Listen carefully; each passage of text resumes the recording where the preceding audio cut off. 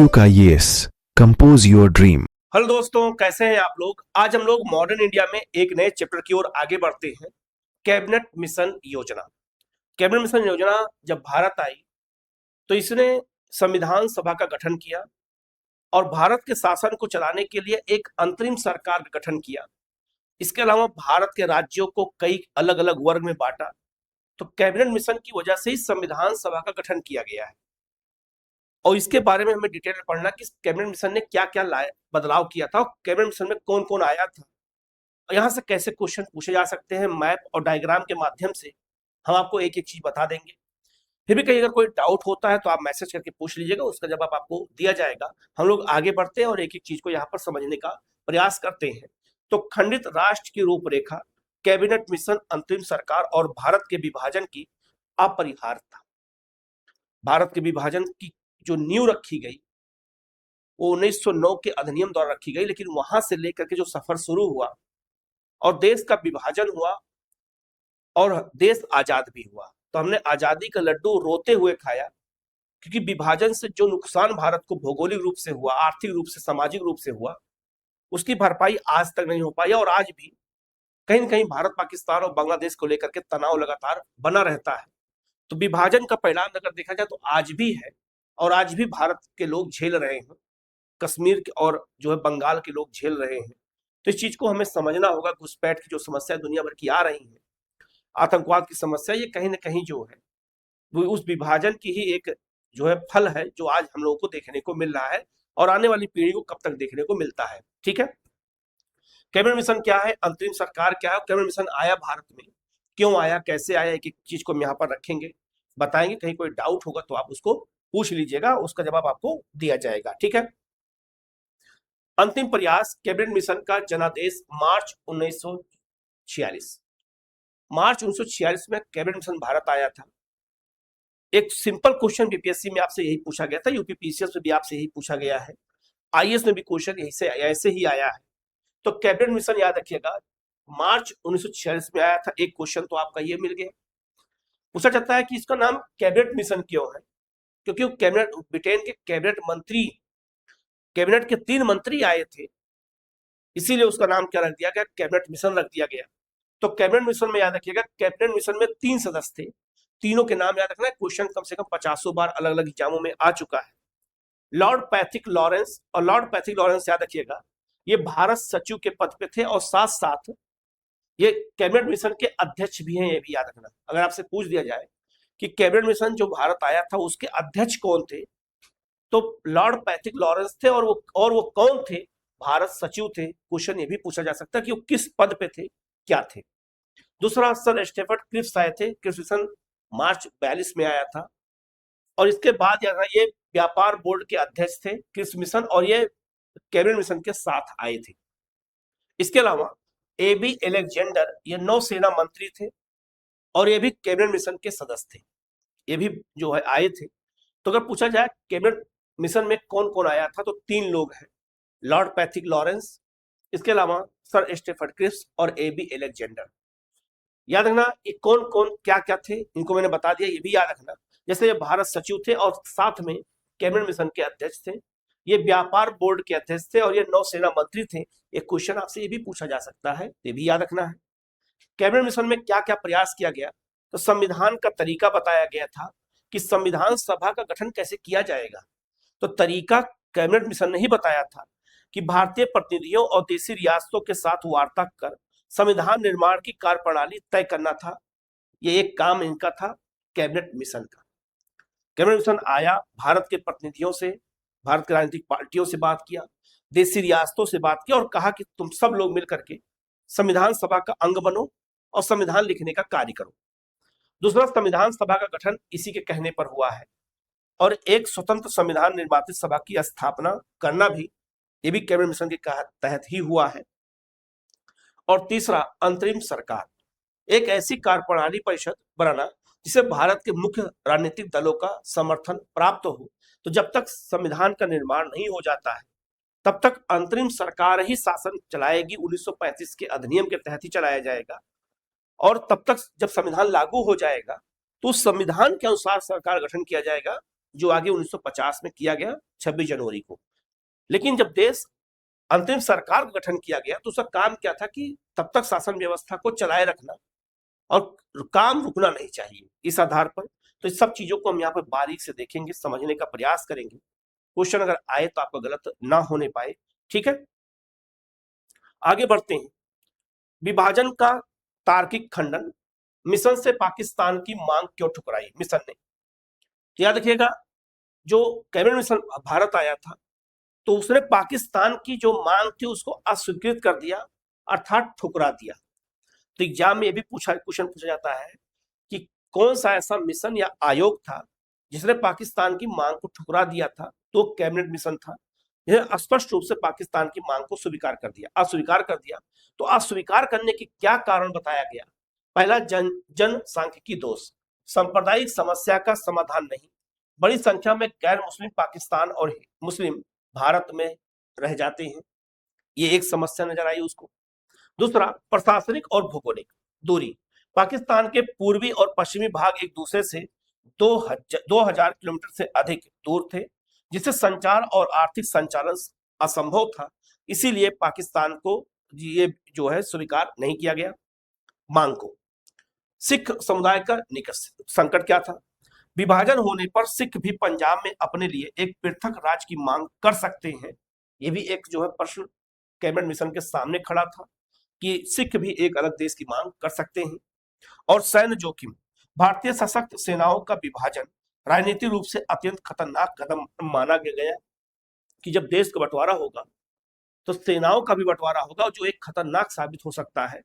इस आधार पर जो है क्या कहते हैं, कैबिनेट मिशन ने पाकिस्तान की मांग को अस्वीकृत कर दिया और कहा कि जो नहीं, पाकिस्तान की मांग को स्वीकार नहीं किया जाएगा, ठीक है। आगे बढ़ते हैं। सत्ता का त्रिस्तरीय संतुलन, 16 मई 1946 का प्रस्ताव क्या था। संघीय केंद्र बनाना था और स्वायत्त राज्य बनाना था।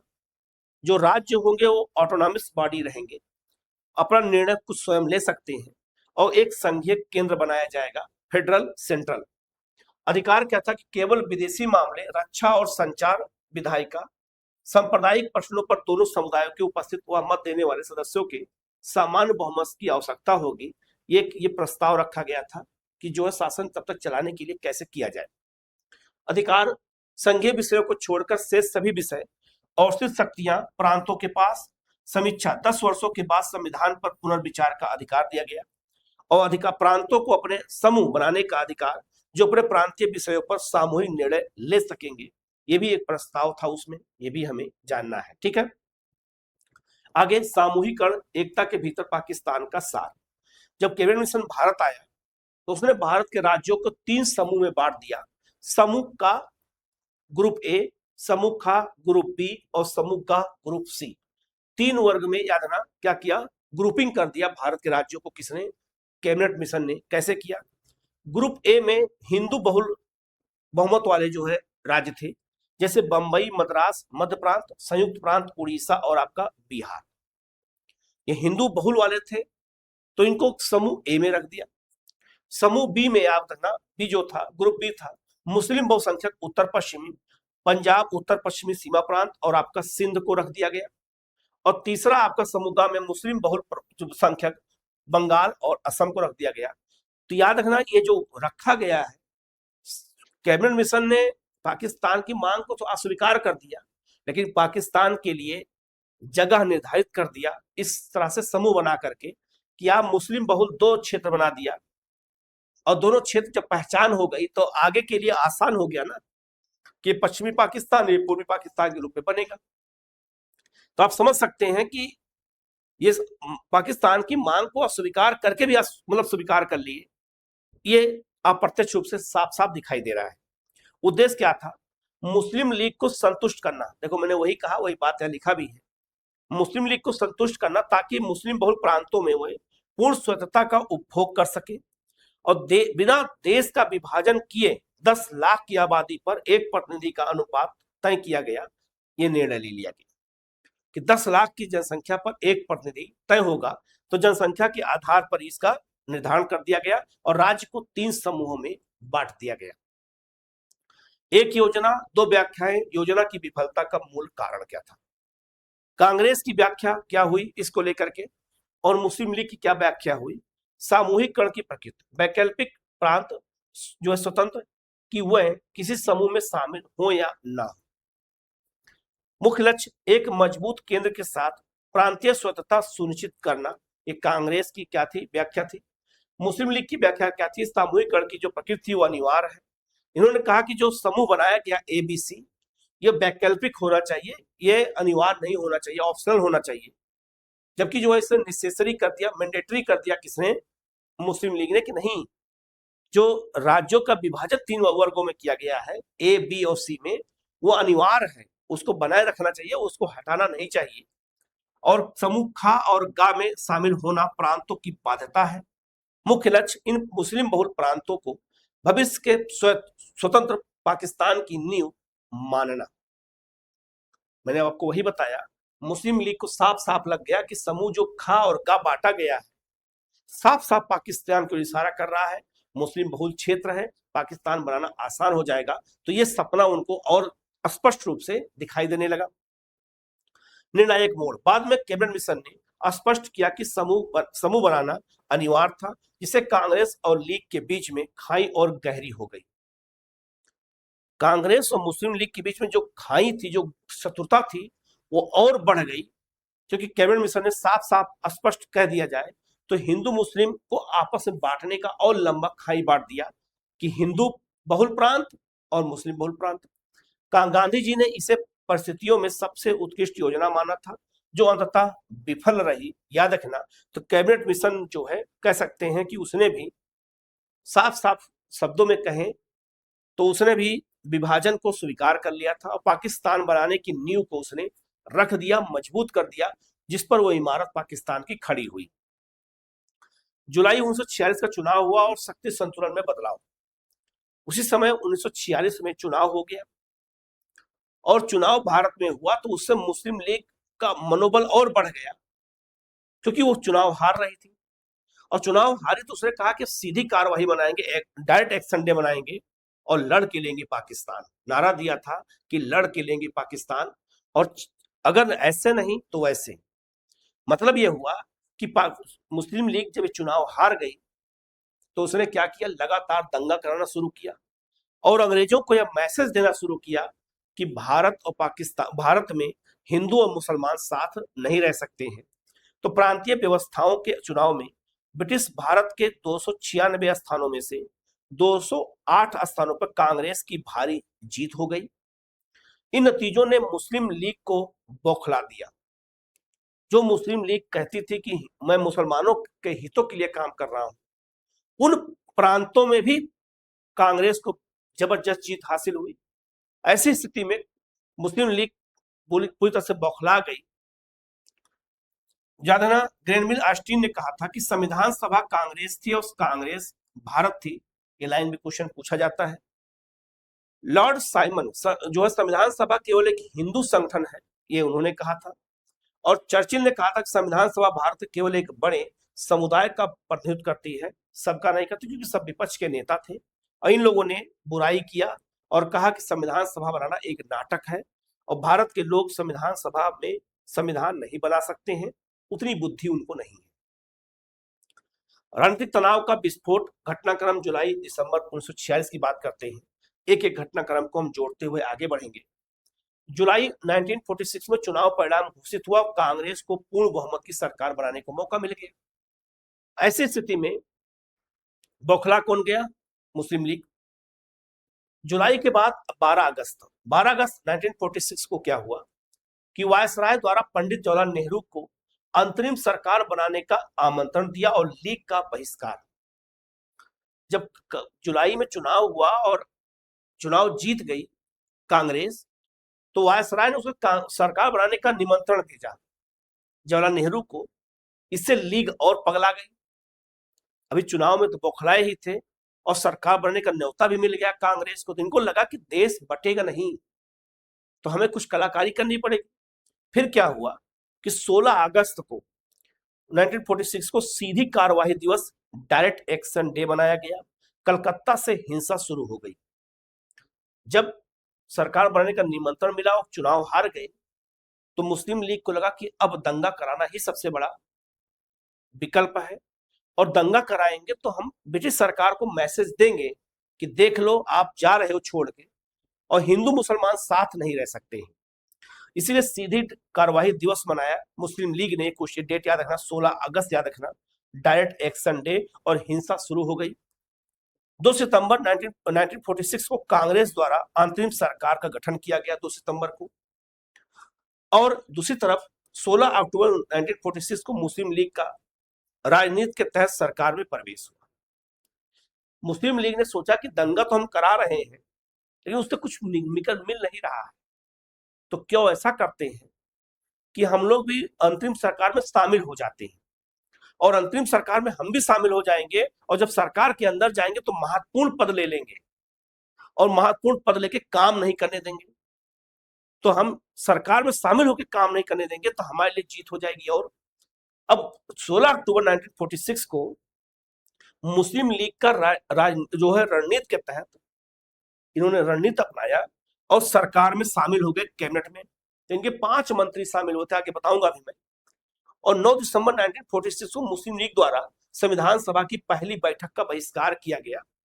इस संविधान सभा में भी शामिल हुए थे और बाद में बहिष्कार भी किया था और बाद में हट भी गए थे। देखिए करके स्टेप बाय स्टेप हम आपको समझा ही रहे हैं, ठीक है। सीधी कार्यवाही आपका जो है और रक्तपात, दंगे और प्रतिक्रियाएं। सीधी कार्यवाही दिवस मनाया गया, उसका उद्देश्य यही था, मैंने बता दिया कि ब्रिटिश सरकार को मैसेज देना था। सांप्रदायिक हिंसा का तांडव, उद्देश्य क्या था कि सांप्रदायिक दंगे फैला करके यह सिद्ध करना था कि हिंदू और मुस्लिम एक साथ नहीं रह सकते। मैंने आपको वही बताया, वो ये लिखा हुआ है कि आगे बढ़ते हैं। तो कलकत्ता, नोआखली पूर्वी बंगाल में था, सिलहट, गढ़मुक्तेश्वर और बिहार में भीषण सांप्रदायिक हिंसा हुई। अंग्रेज समाचार पत्र स्टेट्समैन ने इसे लीग का घृणापूर्ण राजनीतिक कदम बताया और कहा कि लीग जो ये काम कर रही है ये किसी तरह से जो है सभ्य समाज के लिए अच्छा नहीं है, ये बात याद रखिएगा। मौलाना आजाद 16 अगस्त भारतीय इतिहास का काला दिवस कहा था। तो 16 अगस्त जिस दिन सीधी कार्रवाई दिवस मनाने का निर्णय लीग ने लिया था उसको काला दिवस के रूप में संज्ञा किसने दिया? मौलाना आजाद ने दिया। और 16 अगस्त को व्यापक स्तर पर दंगा हुआ, ये बात याद रखिएगा। 2 दंगे और प्रतिक्रियाएं क्या हुई? गांधी जी की प्रतिक्रिया क्या थी कि इसे पापमय बताया और दंगे रोकने के लिए 29 अक्टूबर 1946 को नोआखली पहुंचे, जहां उनके सचिव प्यारे लाल थे। महादेव देसाई भारत छोड़ो आंदोलन तक महात्मा गांधी के सचिव थे और इसके बाद उनके सचिव प्यारे लाल हो गए। और याद रखिएगा ये नोआखली में महात्मा गांधी गए और वहां पे आमरण अनशन शुरू कर दिया और कहा जब तक दंगे नहीं रुकेंगे तब तक हम यहाँ पे आमरण अनशन पे रहेंगे। और यहीं पर दंगा रुका। तब जब दंगा रोक दिया गया, महात्मा गांधी के अनशन को देख करके नोआखली में ही बैठे रहे, तब उस समय याद रखिएगा लॉर्ड माउंटबेटन ने कहा था 1 मैन बाउंड्री फोर्स, अर्थात एक व्यक्ति है जो अकेले लड़ रहा है और वो व्यक्ति कौन है? महात्मा गांधी। सरदार पटेल 1946 में हम बहुत बड़ी भूल करेंगे यदि हम बिहार की जनता और उसके मंत्रिमंडल को लीग के नेताओं के हिंसक और असभ्य आक्रमणों के आगे जो है संरक्षित छोड़ देंगे। ये लाइन कहा था किसने? सरदार पटेल ने कहा था। ये भी याद रखिएगा, ये भी बहुत महत्वपूर्ण है। क्वेश्चन यहां से पूछा जाता है, गलती मत करिएगा, बहुत इंपॉर्टेंट है, ठीक है। आगे बढ़ते हैं। तो दंगा हुआ और दंगा का मैसेज यही था कि हिंदू मुस्लिम साथ नहीं रह सकते हैं, ये मैसेज देना था। अंतरिम सरकार का गठन किया गया। अब आपसे क्वेश्चन पूछा जाएगा कि अंतरिम सरकार गठन किससे कहने पे हुआ था? तो कैबिनेट मिशन योजना के कहने पे हुआ था। एक अपूर्ण शुरुआत, 2 सितंबर 1946 को अंतिम सरकार गठन हुआ। अंतिम सरकार में अध्यक्ष कौन था? वायसराय थे, लॉर्ड बेवेल। ये बात याद रखिएगा कि अंतरिम सरकार में पहला जो अध्यक्ष पद था वो भारतीयों के लिए नहीं था, वो याद रखिएगा वायसराय के लिए था और लॉर्ड बेवेल उस समय वायसराय थे और वही अंतरिम सरकार के अध्यक्ष थे। कई लोग गलत कर देते हैं, नेहरू को लगा देते हैं, नेहरू उपाध्यक्ष थे। तो अंतरिम सरकार जो बनी थी 1946 को 2 सितंबर को, उसके अध्यक्ष कौन है ये बात याद रखिएगा, तो वायसराय लॉर्ड बेवेल है। और उपाध्यक्ष कौन है? तो जवाहरलाल नेहरू बनाए गए थे, यही प्रधानमंत्री बनाए गए। उपाध्यक्ष, नेहरू डॉक्टर राजेंद्र प्रसाद, डॉक्टर जान मथाई, जगजीवन राम, वल्लभ भाई पटेल, सी राजगोपालाचारी, सरदार बलदेव सिंह, सैयद अली जहीर, आसफ अली, शरद चंद्र बोस, सरफराज अहमद खां और डॉक्टर सी एच भाभा, ये लोग जो है मंत्रिमंडल के सदस्य बने। याद रखिएगा, ये सब मंत्रिमंडल के सदस्य थे, लेकिन उपाध्यक्ष कौन है याद रखना, नेहरू थे और अध्यक्ष वायसराय थे। यहाँ कंफ्यूजन बहुत बच्चों में होता है, तो कंफ्यूजन मत रखिएगा, इसको अच्छे से नोट कर लीजिएगा, क्वेश्चन यहाँ से पूछा जाता है। महत्वपूर्ण संदर्भ क्या है, मुस्लिम लीग शुरू में सरकार में शामिल नहीं हुई, लेकिन 22 जुलाई के वायसराय के प्रस्ताव के बाद 16 सदस्य, 14 सदस्य, 6 कांग्रेस और 5 लीग और 3 अल्पसंख्यक को लीग द्वारा ठुकराए जाने के बाद एक तरफा गठन किया गया, तो 5 सदस्य मुस्लिम लीग से शामिल हुए। वो कौन कौन थे उनको भी जानना जरूरी है। लेकिन भीतर घात की रणनीति अपनाना था लीग को। मुस्लिम लीग का प्रवेश हुआ किसमें, याद रखिएगा, अंतरिम सरकार में 26 अक्टूबर 1946 को। 2 सितंबर को सरकार बनी, उसके लगभग 2 महीना बाद जो है, लगभग 2 महीना बाद 26 अक्टूबर को ये उन्होंने जो है क्या कहते हैं, वायसराय के प्रस्ताव पर कहा कि हम अंतरिम सरकार का सदस्य बनेंगे। मुस्लिम लीग के 5 नए सदस्य शामिल हुए। कुल मंत्रिमंडल अब 14 सदस्यों का हो गया था। 14 सदस्य मंत्रिमंडल में शामिल थे। इस 14 में 5 मुस्लिम थे, ये मुस्लिम लीग से थे, मुस्लिम नहीं, मुस्लिम लीग से थे, याद रखिएगा। तो मुस्लिम लीग के सदस्यों को याद रखना, क्वेश्चन पूछा जाता है। अब जब मुस्लिम लीग के सदस्य शपथ लेने आएंगे और 14 सदस्यों को ही शपथ दिलाना है, तो कुछ कांग्रेस के सदस्यों को हटा दिया गया। जैसे हटाए गए सदस्य कौन थे, शरद चंद्र बोस, इनको हटा दिया गया। इसके अलावा सरफराज अहमद खां को हटाया गया और सैयद अली जहांगीर को हटा दिया गया, इन लोगों को। उसके स्थान पर लीग के 5 सदस्य कौन कौन शामिल किए गए, लियाकत अली खान, ये मुस्लिम लीग से थे अंतरिम सरकार में। आई चुंदीगर थे, अब्दुल रब निस्तार थे, गजनफर अली खान और जोगेंद्र नाथ मंडल, हिंदू अनुसूचित जाति के सदस्य, रणनीतिक रूप से लीग के कोटे में थे। इसके अलावा जोगेंद्र नाथ मंडल थे, ये हिंदू अनुसूचित जाति के सदस्य थे, रणनीतिक रूप से ये लीग के कोटे में आते थे। टोटल 5 लोग इसमें शामिल थे। 5 सदस्य मुस्लिम लीग से शामिल हुए, इंपॉर्टेंट है, इनको याद रखना। इन 5 में एक हिंदू है, ये भी याद रखिएगा। जोगेंद्र नाथ मंडल एक हिंदू है, ये भी याद रखना। ये भी मुस्लिम लीग के कोटे से ही उन 5 मेंबर में शामिल हुए थे। तो 5 मेंबर कौन कौन थे, ये शामिल हुए और इनका एक ही मकसद था कि अंतिम सरकार में शामिल हो जाओ और बड़े बड़े अच्छे अच्छे पद ले लो और इसके बाद सरकार को काम ना करने दो, ये निर्णय लिया गया। लीग का असली उद्देश्य क्या था, तो लीग का असली उद्देश्य जानना बहुत जरूरी है और मैंने बताया भी था। उद्देश्य क्या था, लीग नेता गजनफर अली का स्पष्टीकरण था कि हम सरकार में इसलिए शामिल हो रहे हैं कि पाकिस्तान की मांग के लिए संघर्ष कर सके। उद्देश्य सहयोग नहीं बल्कि लड़ाई को आगे बढ़ाना था। सहयोग नहीं करना था सरकार में शामिल होकर के, बल्कि लड़ाई को और आगे बढ़ाना था। काम नहीं करने देना है, चाहे जो हो जाए, ठीक है। अंतरिम मंत्रिमंडल में सत्ता का जो बंटवारा किया गया, तो किसको कौन सा विभाग दिया गया, जरा ध्यान दीजिएगा। कांग्रेस और अन्य प्रमुख जो मंत्रिमंडल में मंत्रालय था, तो कांग्रेस में किसको कौन कौन सा पद दिया गया, तो जवाहरलाल नेहरू के पास विदेश मामले और राष्ट्रमंडल का था, प्रधानमंत्री यही थे। वल्लभ भाई पटेल को गृह मंत्रालय, सूचना और प्रसारण मंत्रालय का जिम्मेदारी दी गई। ये याद रखिएगा, क्वेश्चन पूछा जाता है कि किसको कौन सा विभाग दिया गया। इसके अलावा बलदेव सिंह को जो है रक्षा मंत्रालय का विभाग जो दिया गया था जिम्मेदारी। राजेंद्र प्रसाद को खाद्य और कृषि विभाग दिया गया था और सी राजगोपालाचारी को शिक्षा विभाग दिया गया था। तो अंतरिम सरकार में शिक्षा विभाग किसको दिया गया था, सी राजगोपालाचारी को दिया गया था, ये याद रखिएगा। इसके बाद मुस्लिम लीग की बात करते हैं। रणनीतिक मंत्रालय नाम ही दिया गया है क्योंकि इनका उद्देश्य था ऐसा सम मंत्रालय पकड़ो जो बहुत महत्वपूर्ण हो, काम ना करने देना है। जैसे नंबर 1 वित्त, फाइनेंस मिनिस्ट्री लियाकत अली के पास आई और ये बजट पास ही नहीं करते थे, बहुत प्रॉब्लम क्रिएट करते थे। कौन, लियाकत अली खान। आई चुंडीगढ़ को वाणिज्य विभाग दिया गया, अब्दुल रब निस्तार को संचार विभाग दिया गया, गजनफर अली खान को स्वास्थ्य विभाग और जोगेंद्र नाथ मंडप को विधि लॉ मिनिस्ट्री दी गई। अब आप देखो सारी अच्छी मिनिस्ट्री किसको मिल गई? मुस्लिम लीग को।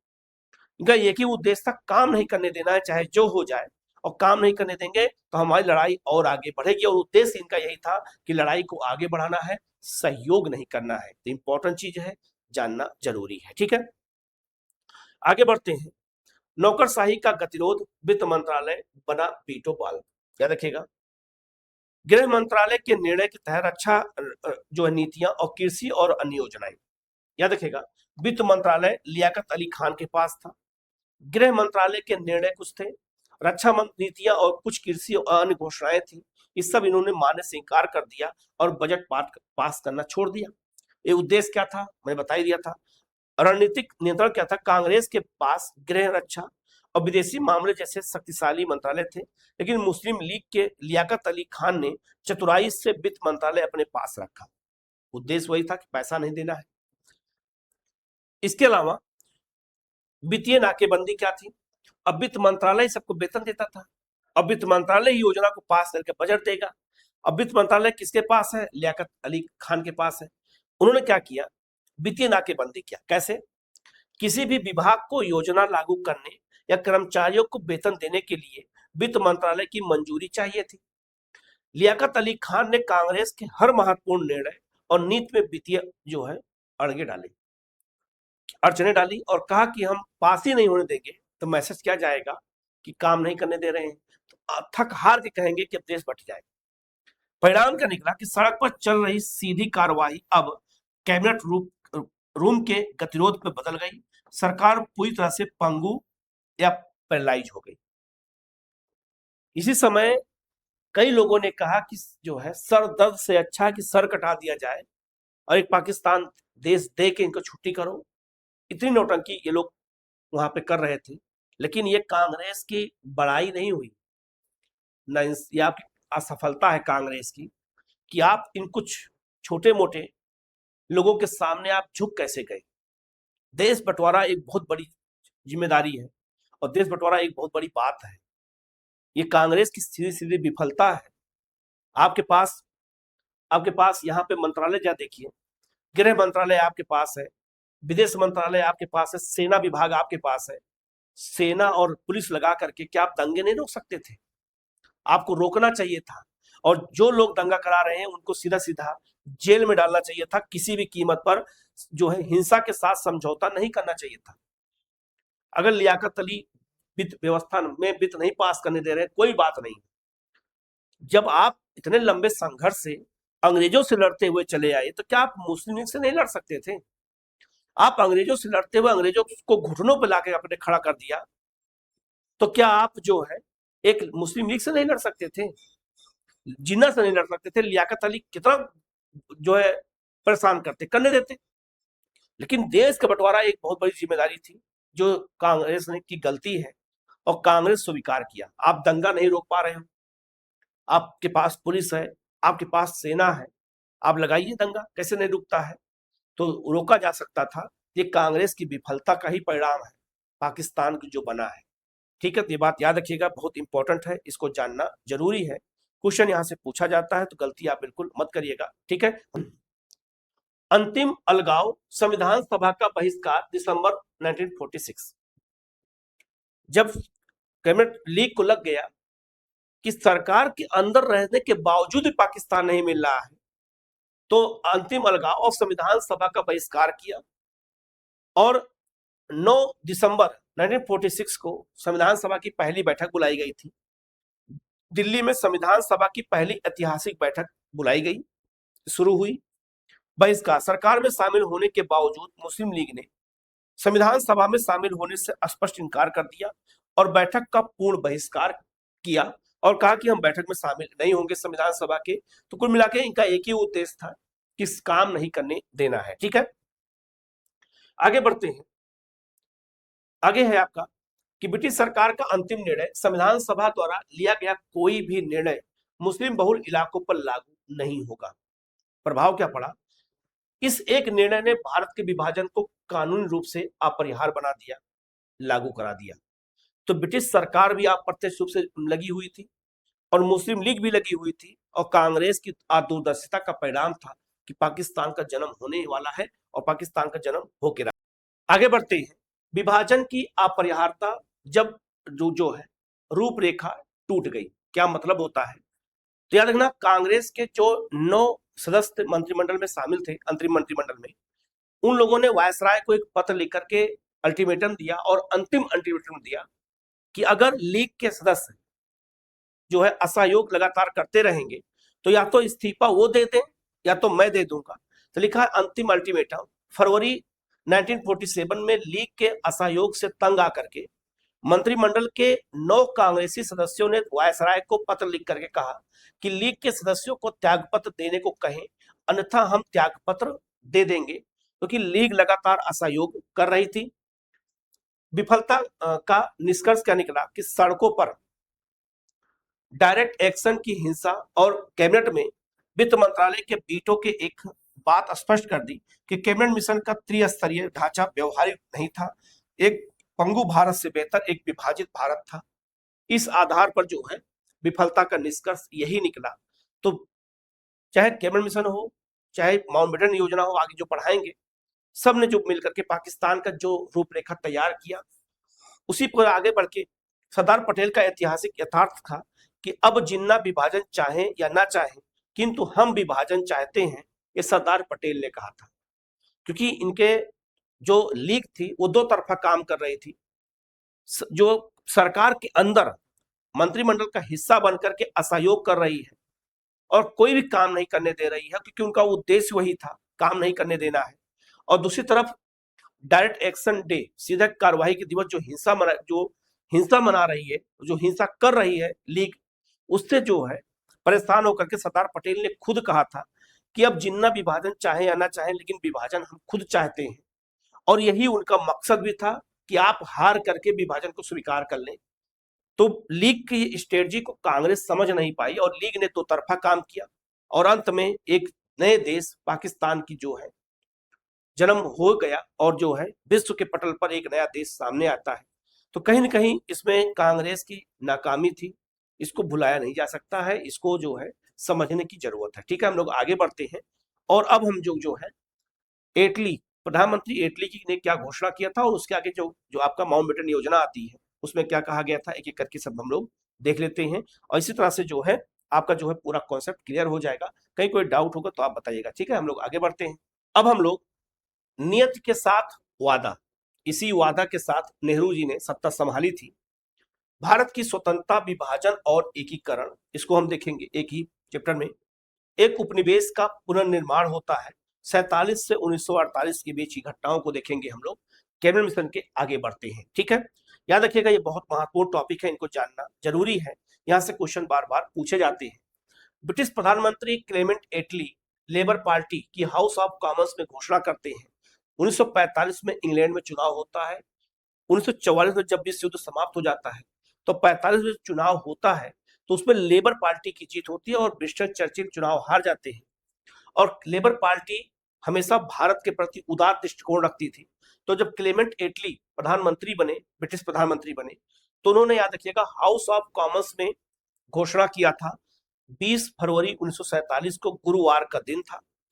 इसी दिन उन्होंने जो है घोषणा किया कि हम भारत को जल्द से जल्द आजाद करेंगे। तो याद रखना, इसी घोषणा बहुत महत्वपूर्ण, याद रखिएगा 20 फरवरी इंपॉर्टेंट है, गलती मत करिएगा। लॉर्ड बेबल का ब्रेक डाउन प्लान क्या था? तो लॉर्ड बेबल का ब्रेक डाउन प्लान, याद रखना, ये भी इंपॉर्टेंट है कि ब्रेक डाउन प्लान किसने दिया है? तो लॉर्ड बेबल ने दिया है। अंग्रेजों को 31 मार्च 1948 तक भारत छोड़ने का सुझाव दिया था। ब्रेक डाउन प्लान का यही उद्देश्य था कि अंग्रेजों को, लॉर्ड बेबल ने कहा था कि 31 मार्च 1948 तक भारत को छोड़ दें। तो ब्रेक डाउन प्लान यही है, इसको याद रखिएगा, लॉर्ड बेबल ने दिया था। एटली की समय सीमा, अंग्रेज 30 जून 1948 तक भारतवासियों को सत्ता सौंप देंगे, ये डेट कौन रखा था?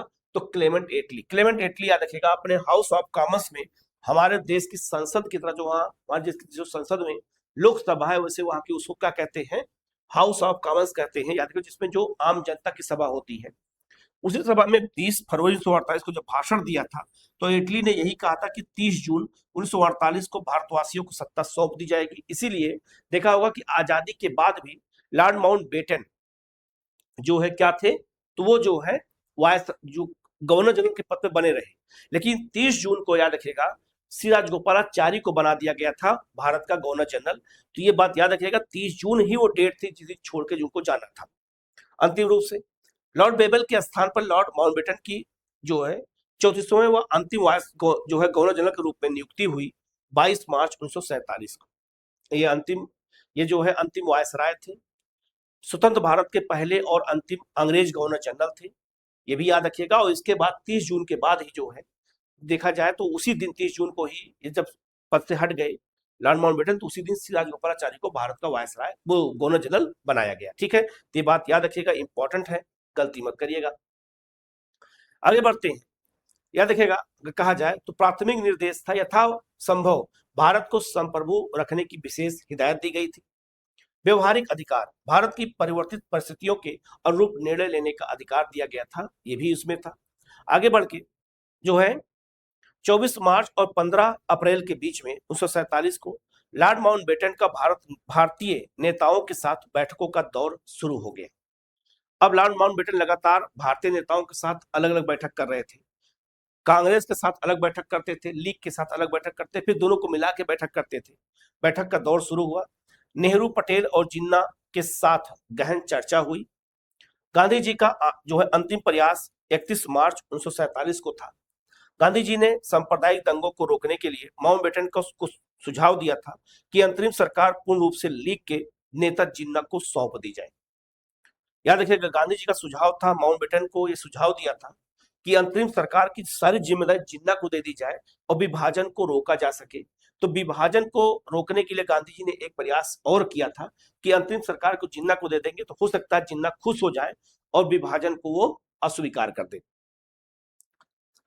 प्लान जो है बाल्कन प्लान क्या है, याद रखना, इसी को डिक्की बर्ड प्लान भी कहते हैं, जो मई 1947 में लाया गया था। योजना का प्रारूप क्या था, तो जो है बाल्कन प्लान कहो और चाहे डिक्की वर्ड प्लान कहो, इसका मतलब क्या था, योजना लाई गई थी मई 1947 में। इस योजना का प्रारूप क्या था, इस योजना में तो सत्ता अलग अलग प्रांतों को हस्तांतरित की जानी थी। बंगाल और पंजाब विभाजन के लिए जनमत संग्रह का विकल्प रखा गया। देशी रियासतों को भारत या पाकिस्तान में शामिल होने के अलावा अपना स्वतंत्र अस्तित्व रखने की पूर्ण स्वतंत्रता भी दी गई। देशी रियासतों को कहा गया या तो भारत शामिल हो जाए या पाकिस्तान में शामिल हो जाए, जो है इसके अलावा जो अपना स्वतंत्र अस्तित्व भी वो बना रख सकती हैं। तो देशी रियासतों को 3 विकल्प दिया गया। परिणाम क्या निकला कि यह योजना भारत के अनगिनत टुकड़े करने की योजना थी। जवाहरलाल नेहरू के तीव्र विरोध के कारण इस योजना को पूरी तरह से त्याग दिया गया। याद रखिएगा, स्वीकृत कर दिया गया किसको, बाल्कन प्लान को या डिक्की बर्ड प्लान योजना को। याद रखना बहुत महत्वपूर्ण है। कैसे, इनका कहना यह था कि देशी रियासतों को 3 विकल्प दे दिए, या तो भारत में तो पाकिस्तान स्वतंत्र हो जाए, तो इससे भारत के कई टुकड़े हो जाते ना। कई ऐसी रियासत थी जो भारत शामिल नहीं होना चाहती थी, पाकिस्तान में शामिल नहीं होना चाहती थी, तो क्या करती हो, तो ऐसी स्थिति में जो है परिणाम बहुत बुरा होता और भारत के कई टुकड़े हो जाते। तो नेहरू ने इसे मानने से इनकार कर दिया, इसीलिए इसको जो है क्या कर लिया गया, अस्वीकृत कर दिया गया, इसको वापस ले लिया गया। तो प्लान जो बाल्कन प्लान क्या है, इसी को डिक्की बर्ड प्लान कहते हैं। ये मई 1947 में लाया गया था, ये भी याद रखना, ये भी आपके हिस्ट्री का एक महत्वपूर्ण हिस्सा है, क्वेश्चन पूछा जाता है, गलती मत करिएगा। ठीक है, आगे बढ़ते हैं। माउंटबेटन योजना 3 जून योजना, याद रखना माउंटबेटन योजना को 3 जून योजना भी कहते हैं, क्योंकि 3 जून को इस योजना को प्रकाशित किया गया था, इसीलिए माउंटबेटन योजना को 3 जून योजना भी कहा जाता है। याद रखिएगा, क्वेश्चन पूछा जाता है। याद रखना इसमें क्या क्या था। 3 जून 1947 को भारत के विभाजन के साथ सत्ता हस्तांतरण की योजना प्रस्तुत की गई। अगर आपसे क्वेश्चन पूछा जाए कि भारत को आजादी किस योजना के तहत मिली है, तो माउंटबेटन योजना या 3 जून योजना के तहत। भारत का विभाजन किस योजना के तहत हुआ है, तो माउंटबेटन योजना या 3 जून योजना के तहत हुआ है। दोनों बातें याद रखना इंपॉर्टेंट है। ब्रिटिश प्रधानमंत्री एटली द्वारा हाउस ऑफ कॉमन्स में घोषणा किया गया। विभाजन परिषद, माउंटबेटन की अध्यक्षता में कांग्रेस का प्रतिनिधित्व नेहरू और पटेल ने किया। और इसके बाद आपका डोमिनियन स्टेट के आधार पर सत्ता हस्तांतरण 15 अगस्त 1947 को कर दिया गया। याद रखिएगा, डोमिनियन स्टेट के आधार पर हमारा देश आजाद हो गया। और मात्र जो है 72 दिन शेष भारत पाकिस्तान की 2 केंद्रीय सरकारों को सत्ता हासिल करने का यह सुझाव माउंटबेटन को सरदार पटेल और आपका बीपी मेनन ने दिया था कि याद रखना, ये भी इंपॉर्टेंट है, क्वेश्चन पूछा जा सकता है कि किसने सुझाव दिया था। तो 72 दिन याद रखना का दिन शेष रह गया था, ये भी इंपॉर्टेंट है, याद रखना। ठीक है, आगे बढ़ते हैं।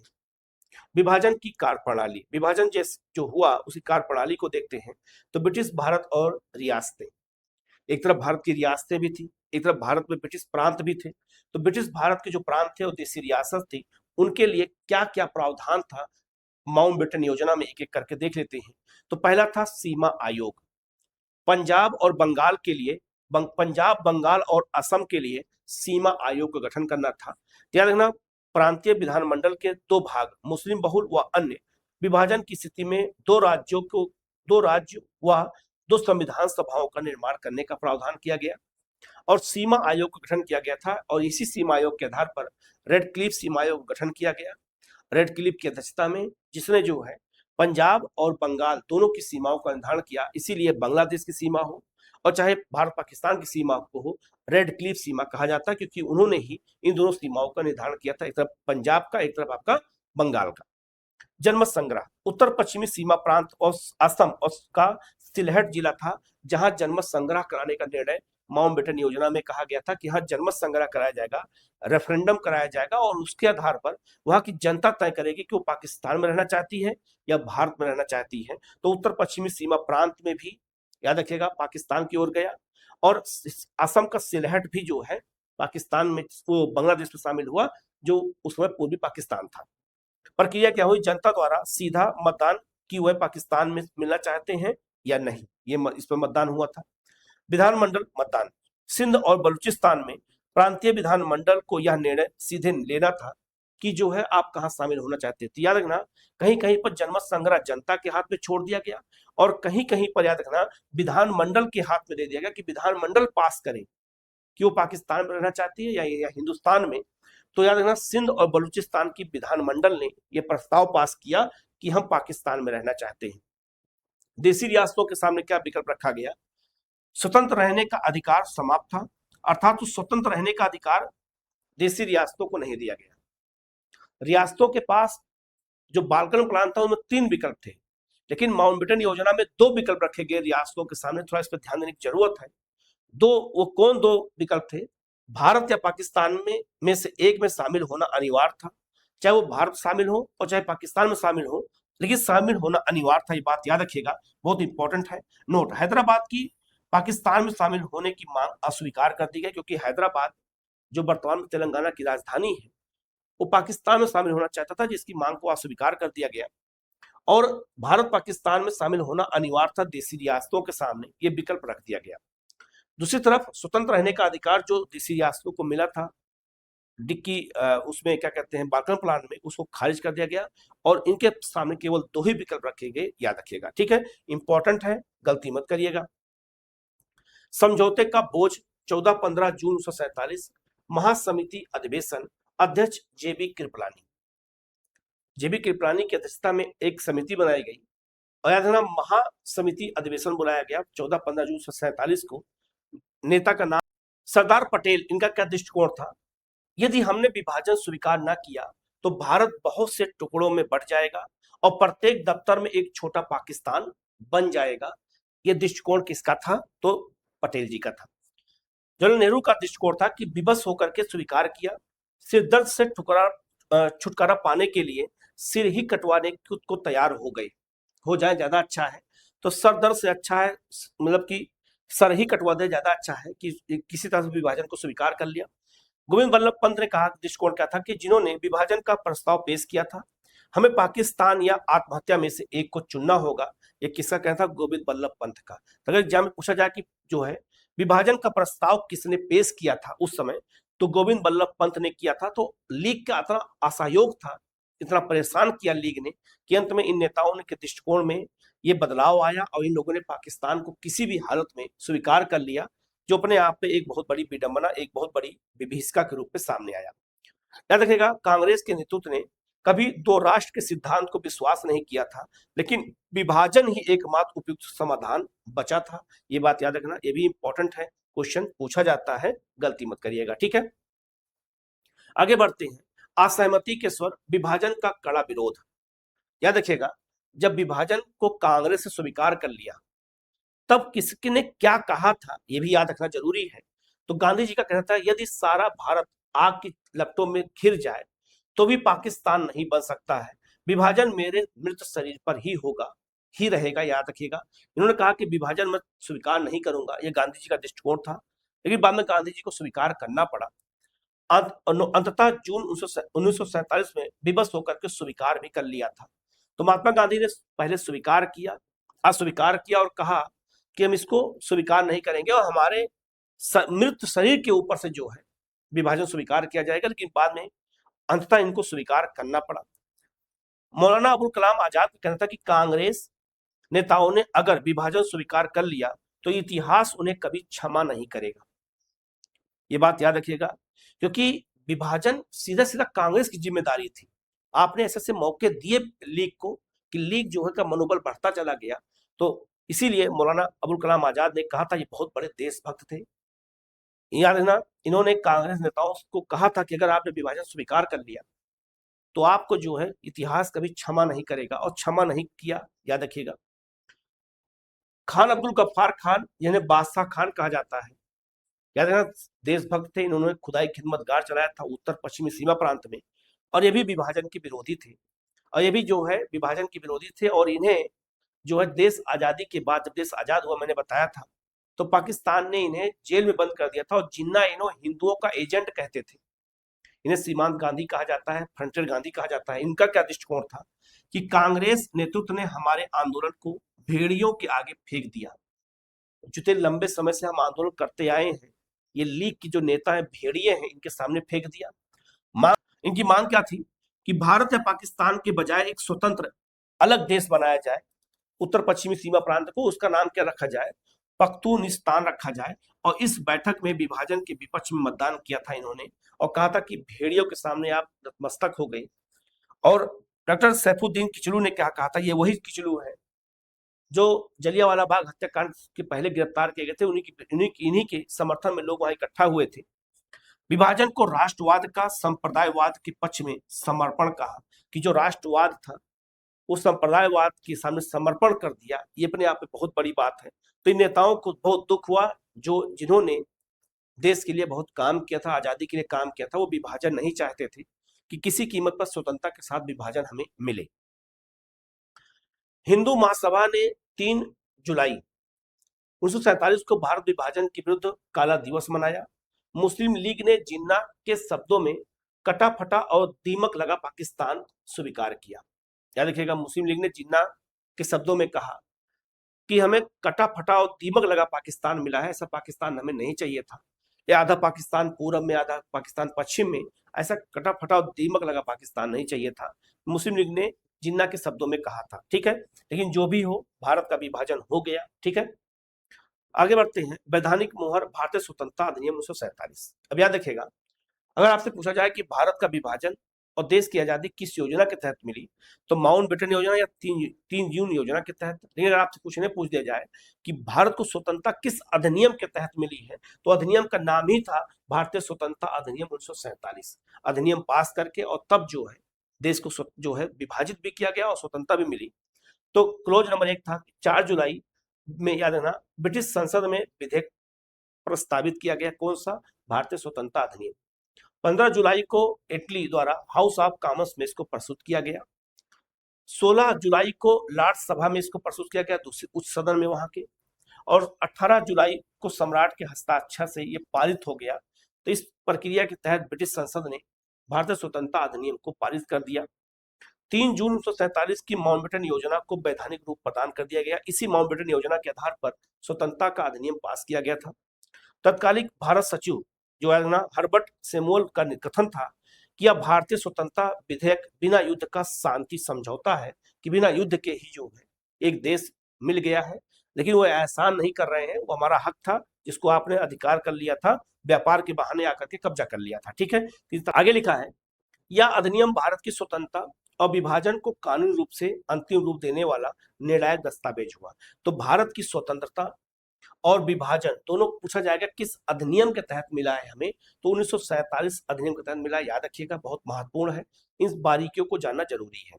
और देश हमारा, अगर योजना पूछा जाए तो 3 जून योजना कहो और चाहे माउंटबेटन योजना कहो, जिसके तहत भारत की स्वतंत्रता मिली है और विभाजन हुआ है, तो योजना और अधिनियम में जो अंतर है इसको अच्छे से याद रखिएगा, क्वेश्चन पूछा जाता है। वैधानिक परिवर्तन अधिनियम की 20 धाराओं का सार क्या था? पूर्व स्थिति और नई वास्तविक स्थिति क्या थी, एक एक करके समझ लेते हैं। अधिकार क्षेत्र, अंग्रेजी संसद का नियंत्रण था पहले, अब क्या होगा कि 15 अगस्त के बाद नियंत्रण समाप्त हो गया अंग्रेजी संसद का। भारतीय उपमहाद्वीप 2 संप्रभु उपनिवेशों में विभाजित हो गया। विधानमंडलों को पूर्ण कानून बनाने का अधिकार दे दिया गया, जो उसमें केंद्रीय विधानमंडल था, जिसे आज हम संसद कहते हैं। भौगोलिक सीमा, ब्रिटिश भारत पहले कहलाता था, इसके अब क्या कहलाएगा? सिंध बलूचिस्तान आपका उत्तर पश्चिमी सीमा प्रांत, पश्चिमी पंजाब और पूर्वी बंगाल पाकिस्तान में, शेष सभी प्रांत भारत का संघ में शामिल हो गए। ये भौगोलिक सीमा हो गई। शाही उपाधि, ब्रिटिश क्राउन भारत का सम्राट के स्थान पर उपाधि से भारत का सम्राट शब्द हमेशा के लिए समाप्त कर दिया गया। शासन व्यवस्था और संधियां क्या हुई? क्राउन की सर्वोच्चता पहले थी, अब क्या है? देशी रियासतों पर सर्वोच्चता समाप्त हो गई। नए संविधान बनाने तक दोनों राज्यों का शासन भारत शासन अधिनियम 1935 द्वारा चलाया जाएगा, तो चाहे भारत हो चाहे पाकिस्तान हो, 1935 द्वारा ही चलाया जाएगा। जब संविधान बन जाएगा तो उसके अनुसार चलाया जाएगा, लेकिन जब तक नया संविधान नहीं बन जाता है 1935 के तहत ही कानून वो देश चलाया जाएगा। इस बात को याद रखिएगा, ये भी इंपॉर्टेंट है। आगे हमारा देश आजाद हो गया और मध्य रात की दस्तक 14-15 अगस्त 1947 को जब हमारा देश आजाद हुआ, तो उस समय याद रखिएगा केंद्रीय असेंबली में इकबाल का गीत हिंदुस्तान हमारा और जनगण मन जो है, जो MS जो है सुब्बा लक्ष्मी द्वारा गाया गया था। याद रखिए, बहुत महत्वपूर्ण ये छोटे छोटे तथ्य हैं, इसको याद रखिएगा। क्योंकि जब देश हमारा आजाद हुआ तो केंद्रीय असेंबली में जो है इकबाल का गीत गाया गया हिंदुस्तान हमारा, और जो है जनगण मन का जो गाना था, जो जनगण मन था, वो किसने गाया था? तो सुब्बा लक्ष्मी द्वारा गाया गया। जवाहरलाल नेहरू भारत के प्रथम प्रधानमंत्री। नेहरू का प्रण था कि मेरा अंतिम उद्देश्य प्रत्येक व्यक्ति की आंखों के आंसू को पोंछना होगा। ये उसी समय उन्होंने भाषण देते हुए कहा था। इसके अलावा लॉर्ड माउंटबेटन स्वतंत्र भारत के प्रथम और अंतिम ब्रिटिश गवर्नर जनरल बन गए, और ये कब तक रहेंगे? 30 जून 1948 तक, क्योंकि एटली ने घोषणा किया था कि हम 30 जून 1948 तक हम देश को पूरी तरह से छोड़ देंगे। पाकिस्तान 14 अगस्त को जिन्ना पाकिस्तान के प्रथम गवर्नर जनरल बनाए गए, तो वो गवर्नर जनरल बनाए गए, तो याद रखेगा ये यहाँ पर प्रधानमंत्री बनाए गए। इसके अलावा जब नेहरू भाषण दे रहे थे, तो भाषण देते हुए नेहरू ने कहा था, रात में ही कहा था कि मध्य रात के घंटे की दस्तक पर जब विश्व सो रहा होगा तो भारत प्रकाश और स्वतंत्रता के साथ जागेगा। याद रखिएगा, संविधान निर्माता सभा में जवाहरलाल नेहरू का ये नियति के साथ वादा था। तो प्रधानमंत्री ने जब भाषण दिया था, अपना पहला भाषण दिया था मध्यरात्रि को, तो उस भाषण का नाम क्या था पूछा जाता है, तो नियत के साथ वादा था। ये बात याद रखिएगा, इंपॉर्टेंट है, ये भी क्वेश्चन आपसे एग्जाम में पूछा जाता है, गलती मत करिएगा, ठीक है। आगे बढ़ते हैं। सीमा का निर्धारण, रेडक्लिफ आयोग। अब रेडक्लिफ सीमा जो है, एक तरफ जो है सीमा बनाएगा किसके लिए? पूर्वी पाकिस्तान के लिए, और एक तरफ जो है पश्चिमी पाकिस्तान की सीमा का निर्धारण किया गया। क्या था इसमें? कार्य था भारत पाकिस्तान की सीमाएं निर्धारित करना था, मुख्य रूप से पंजाब और बंगाल की सीमा, ये बंगाल और आपका पंजाब की सीमा का निर्धारण करना था। समय सीमा, इस अत्यंत जटिल और संवेदनशील कार्य के लिए आयोग को केवल 6 सप्ताह का समय दिया गया था, कि 6 सप्ताह में आपको सीमा का निर्धारण कर लेना है। इतने कम समय में इतने जटिल और संवेदनशील कार्य को दिया गया था, इसीलिए उसने जो पाया, जैसे पाया वैसे सीमा बना दिया, जो चल के आगे चल के विवाद का कारण बनता चला गया। इटली का बचाव क्या था? ब्रिटिश सरकार विभाजन के लिए उत्तरदायी नहीं है। इन्होंने कहा कि ब्रिटिश सरकार विभाजन के लिए उत्तरदायी नहीं है, जबकि माउंटबेटन ने विभाजन के लिए जिन्ना को सर्वाधिक उत्तरदायी ठहराया। भारत का विभाजन हिंदू और मुसलमान समुदायों के मध्य सत्ता हस्तांतरण की असहमति का परिणाम था, ये बात याद रखिएगा। तो अंग्रेजों ने अपने आप को जिम्मेदार नहीं माना देश के विभाजन के लिए, और कहा हिंदू मुस्लिम जिम्मेदार हैं, और हिंदू मुसलमान समुदायों के मध्य सत्ता का हस्तांतरण की असहमति का परिणाम था। याद रखिएगा, कितना इंपॉर्टेंट शब्दों के साथ इन्होंने समाप्त कर दिया कि जो है कि हम जिम्मेदार नहीं थे, जिम्मेदार हिंदू मुसलमान है।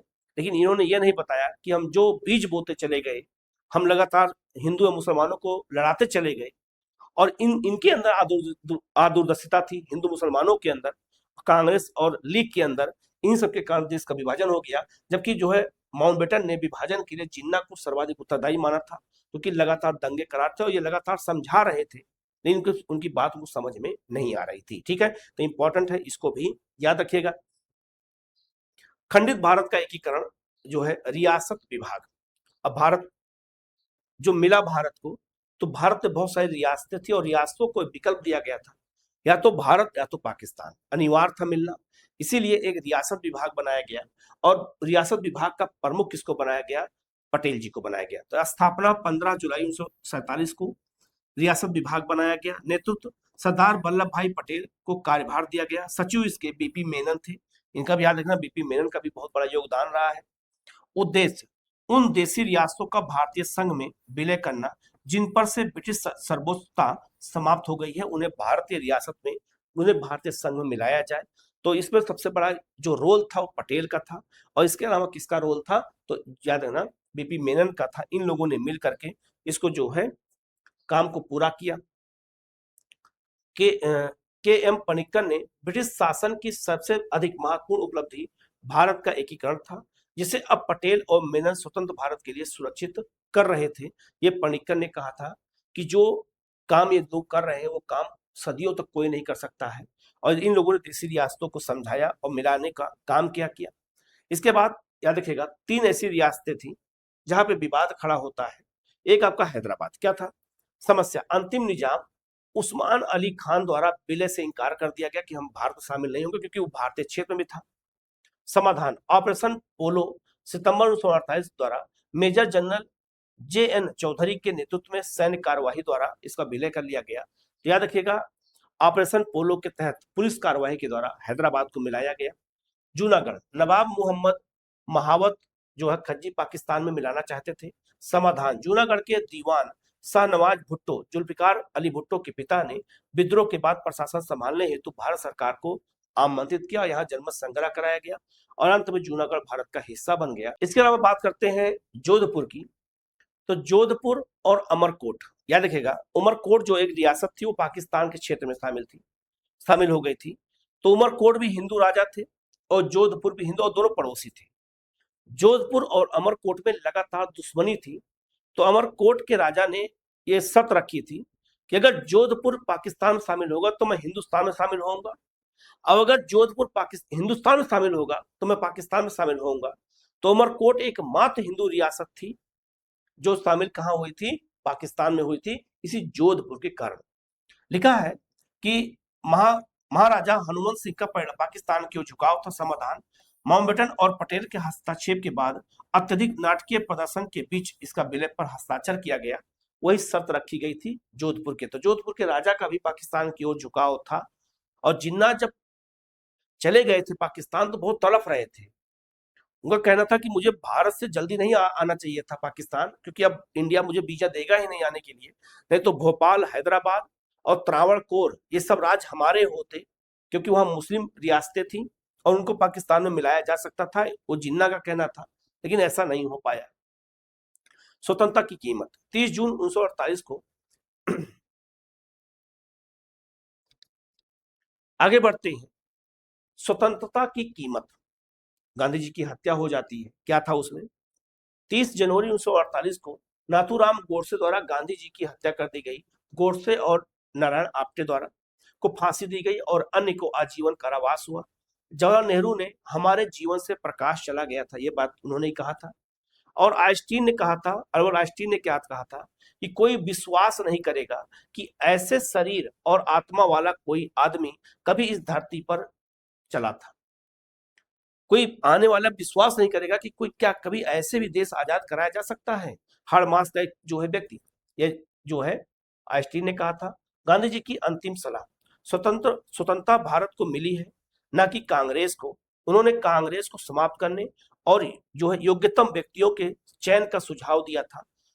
तो कांग्रेस को समाप्त करने का सुझाव महात्मा गांधी ने दिया था और कहा था कि स्वतंत्रता भारत को मिली है, ना कि कांग्रेस को। इसलिए कांग्रेस को यही समाप्त कर दिया जाए।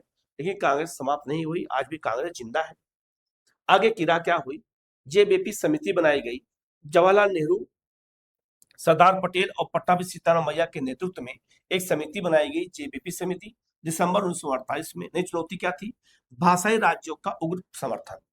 अब यहाँ पर क्या हो गया कि भाषा के आधार पर राज्यों की मांग शुरू हो गई, तो भारत आजाद जब हुआ तो नई चुनौतियां सामने खड़ी होने लगी।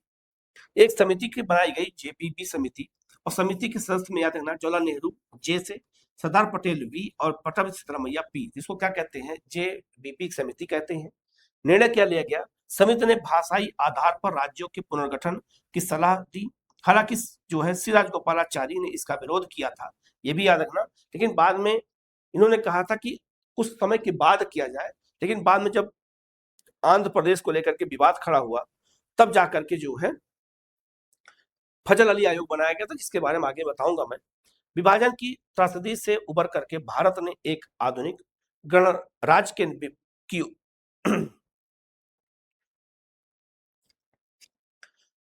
अंत में देखा जाए तो विभाजन की त्रासदी से उबर करके भारत ने एक आधुनिक गणराज्य के निर्माण की अपनी अंतहीन यात्रा आरंभ की, और यहीं से भारत की जो है गणराज्य की शुरुआत हो जाती है।